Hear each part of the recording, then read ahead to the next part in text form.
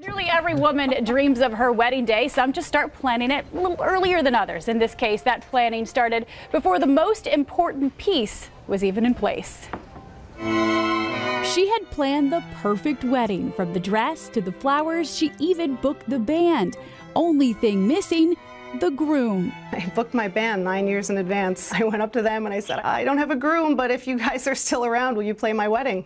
Kate Owens had been detailing her dream day for nearly a decade, 10 years before she even met her Prince Charming. I knew the style of wedding dress I wanted. I knew what style bridesmaids dresses I wanted. I knew the color scheme. I knew that I wanted it to be outdoors.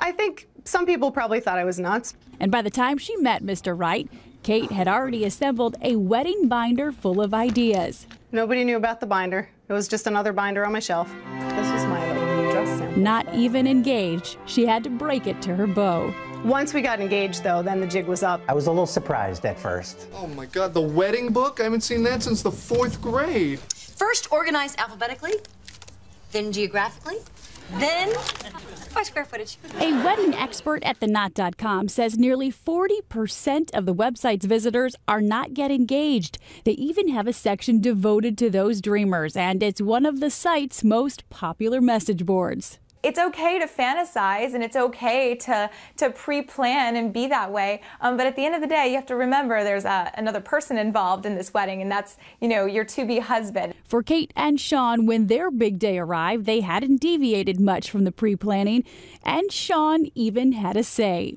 He picked out the tux that he wore. He picked out the suit and everything that the guys wore. So I just gave him a color scheme to work with. Now they're gearing up for the next phase of their life.